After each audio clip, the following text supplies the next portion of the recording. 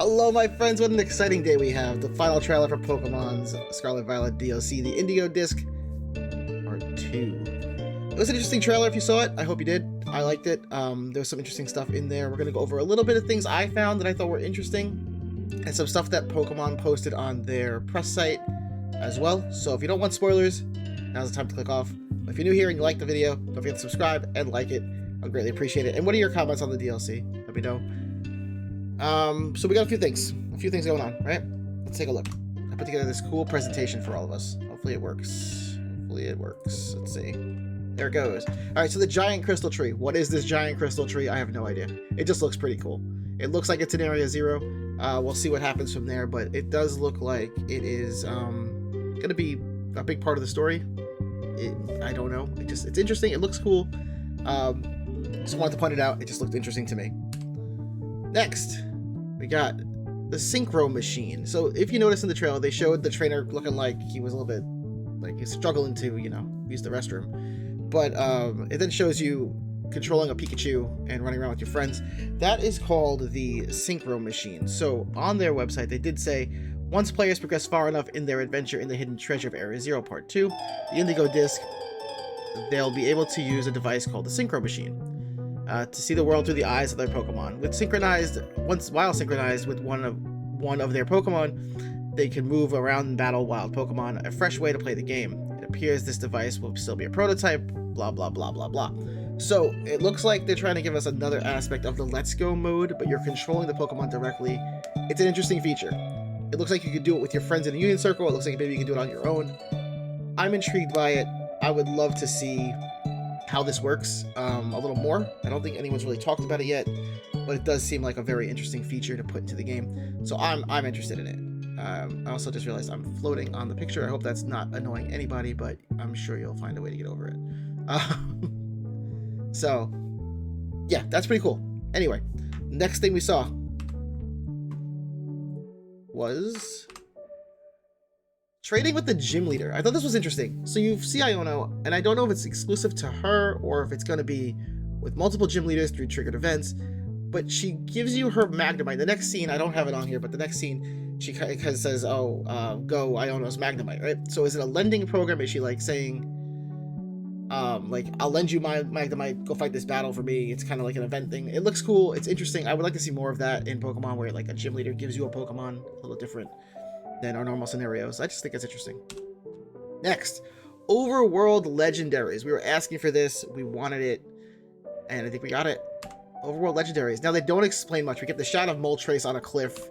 We get Kubfu in the woods, which I don't. This wooded area doesn't look familiar to me, but unless they've changed some stuff, it's supposed to be in Paldea. I don't know. It just looks different. It looks like it could be Lagtree Thicket, Cactree Thicket, but I'm not sure. And then you get this overshot of Rayquaza. Now, they don't come out and say if these can be shiny. I'm assuming they can be. Knowing how they handle DLC with legendaries and legendaries in the past, they have only limited you to one per game. So I'm curious how these are going to work, because if you encounter it, it's not shiny. Do you catch it and then release it? How does that work? They didn't really say you can encounter it shiny in the overworld. Is it triggered by random weather events? What triggers these? They really haven't said. The only thing they did say on their website was, after completing the main story of the hidden treasure, blah, blah, blah, trainers can meet a curious character named Snacksworth at Blueberry Academy. The pun. Snacksworth. Okay. By completing Blueberry quests, aka BVQs. Yeah, they said that. In the terrarium, trainers can earn snacks from Snacksworth that will allow them to encounter certain legendary Pokemon from throughout the series back in the Paldea region. He also shares some extensive knowledge, all this other stuff. So he's working like a Pokedex, I guess, giving you knowledge of the Pokemon, but also he is giving you like the items to get them. So I think it's functioning more like, it sounds to me like it's functioning more like the encounter area in BDSP, where you had those little cartridges, you would activate it and you would get like, oh, this is Regice, oh, this is, Regirock, and then you could do them over and over again. That's what it sounds like to me, but they're not very descriptive on what's going on here. So again, be careful, don't just catch everything you see, because maybe you can only catch one, and I'm assuming they're not shiny lock because they didn't say, and I want to assume that they're not going to be, which would be interesting because we haven't had Kubfu shiny yet, as far as I know. So that would be interesting if we can get Kubfu as a shiny Pokemon in this game. The next thing they go over, which I thought was kind of interesting here, is more Overworld legendaries. We see, was it Glacier Sauce and Spectrier Sauce over there come out, which we've never really seen them before, so that's interesting. We also get the legendary birds. These images are in the wrong order, I apologize. We get the legendary birds and the Johto trio, and then we get, you know, Latios, Cobalion, Terrakion, and Virizion, I believe, is on the bottom corner. Yeah, they're bouncing now. Okay, well, there we go. That was messed up. My bad. Always test your PowerPoints. And then you also see Ho-Oh, Lugia, Solgaleo, you know, all the whole thing. Kyogre, Groudon, they're all there, right? Some of them they're all in different locations. It's interesting if they're going to be locked in those locations or are they wandering. I'm thinking they're locked at those points on the map. But again, we'll see. Are they in that area of Paldea that's been shaded out on the map since we got the game all the way in the upper right corner? Maybe that's where they all are. I don't know. I don't know. So we're just going through that, right? And then there's one thing missing from here, right?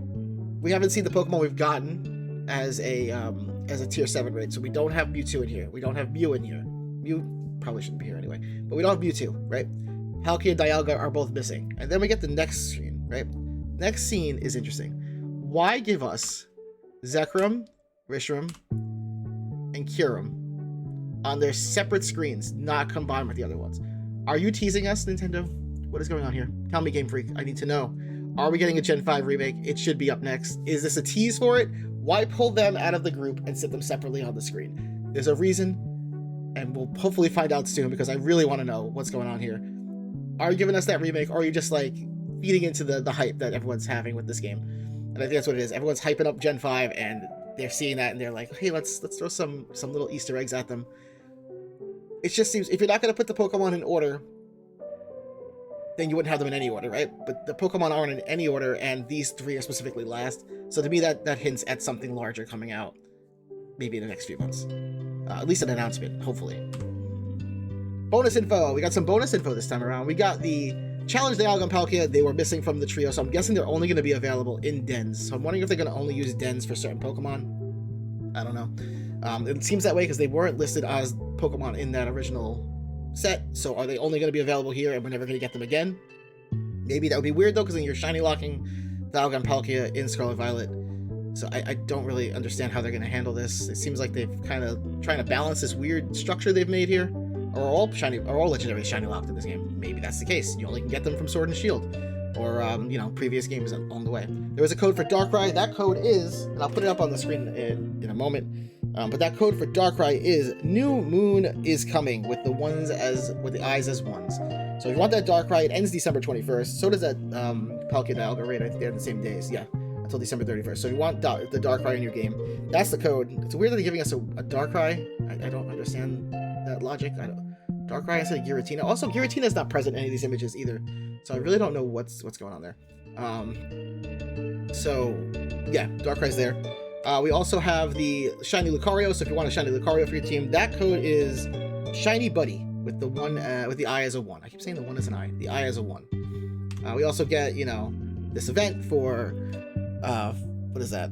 What's that? Flababy? I don't know, one of the two. And then you got Litwick and you've got Milcery. So Milcery with all of its forms, you're obviously going to want to try to get that. And something new here they noted, and you can't really see it on this image, but it does say in the bottom, Pokemon encountered in these special events, special outbreaks, are more likely to be shiny. So they've increased the shiny odds of these 3 Pokemon for those events, and that event ends on the 21st. It doesn't say when it starts, does it? It doesn't say when they start. This is when they end. Lucario is also available till January 3rd. I don't know why January 3rd for Lucario. I don't know what they do. You also get a Master Ball with Lucario. So if you need a Master Ball, like me, who threw theirs at the wrong Pokemon by accident because I was moving too quick in the game, decided that it didn't want to shift over to the Premier Ball. I wanted to throw the Master Ball. So if you need a Master Ball, there's another way to get one.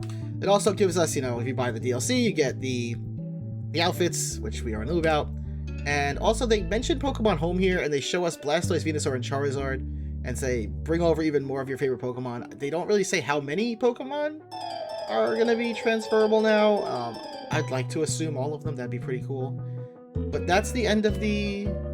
That's the end. That's all they gave us. I think there's a lot of information there. DLC comes out on the 14th, so that's next Thursday. I'm excited for it, and I hope you are too. So sit back, relax, and get your free Darkrai and Lucario, I guess, while we wait. Stay safe, my friends, and as always, remember, the power is yours.